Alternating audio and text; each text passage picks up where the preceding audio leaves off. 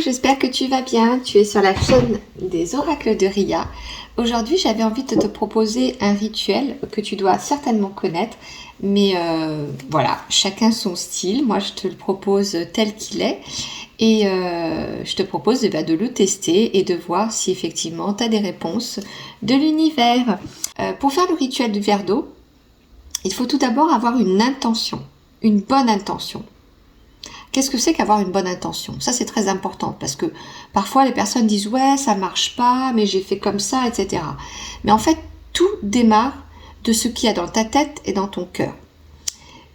Si tu ne fais pas le ménage à l'intérieur de toi en te disant « bon, allez, je suis pleinement confiante, je mets mes peurs de côté, je me mets pleinement en amour », parce que, tu vois, la peur, c'est quelque chose qui renferme, alors que l'amour, c'est quelque chose qui ouvre.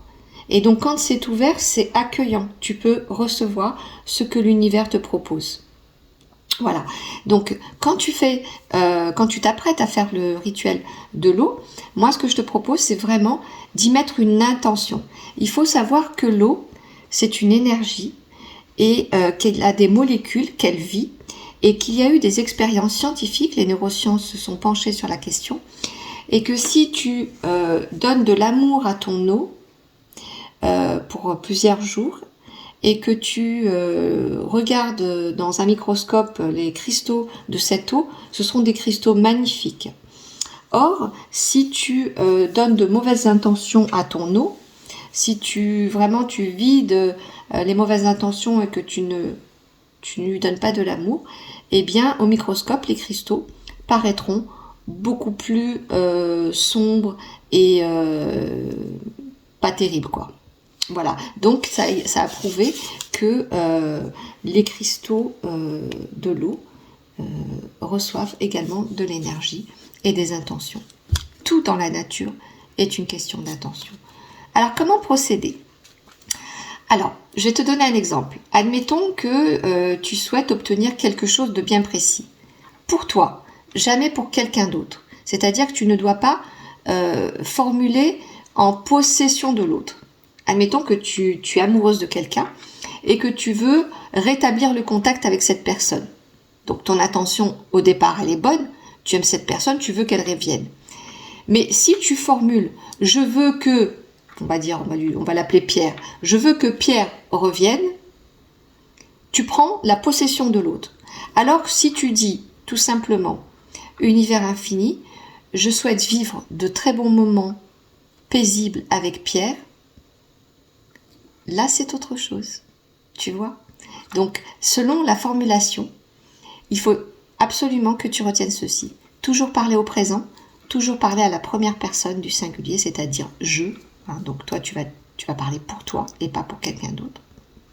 Je précise parce qu'il y a des mamans qui me disent « oui, mais je peux le faire pour mon fils ». Alors, tu vois, par exemple, moi, j'ai un enfant qui passe des examens actuellement et je souhaite évidemment qu'il réussisse. Mais il n'y a pas de réussite sans action, donc déjà je le motive pour qu'il soit lui en action et qu'il soit plein de bonnes intentions, tu vois, de bonnes intentions. Et après, effectivement, j'aimerais bien que le tapis rouge se dégage. Donc, qu'est-ce que je vais mettre ? Je vais marquer « Je suis en joie face à la réussite de mon enfant ». Tu vois, je ne dis pas « Je veux que mon fils ou ma fille réussisse ». Voilà, ça c'est une première chose. Donc, avoir une bonne intention. Avoir un questionnement simple et direct, ne pas prendre possession de l'autre. Et en fait, c'est un rituel très simple. Il suffit juste que tu prennes un verre, que tu fasses avec un stylo vert, parce que le vert, c'est vraiment la couleur de l'univers, un rond comme celui-là. Voilà. Ok. À l'intérieur de ce rond vert, tu vas pouvoir noter. Alors, tu peux commencer ta phrase soit par univers infini, si tu as envie, sinon ce n'est pas nécessaire. Pour ceux qui pratiquent l'Ho'oponopono, ils peuvent aussi dire les 4 mots d'Ho'oponopono, je t'aime, désolé, pardon, merci. Ou alors, tu peux commencer directement ta phrase. Par exemple, je suis heureuse de fêter ma réussite au permis de conduire, par exemple. Tu vois? Une fois que tu as écrit ton mot, tu prends ton verre d'eau, de l'eau, et tu remplis avec un col comme ça, c'est-à-dire tu remplis tout ça. Ok? Et tu vas le poser dans un endroit. Tu vas vraiment prendre ton verre et y mettre tout ton cœur.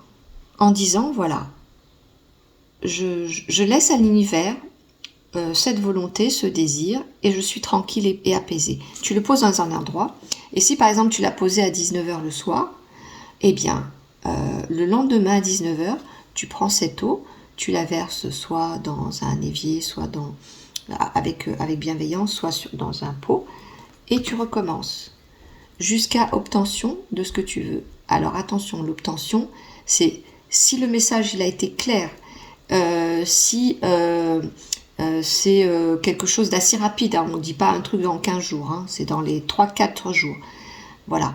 À ce moment-là, ça va se réaliser. Si ça ne se réalise pas, c'est que ce n'est pas le bon chemin. C'est pas que ça ne marche pas. C'est soit tu as mal formulé, soit ce n'est pas le bon chemin.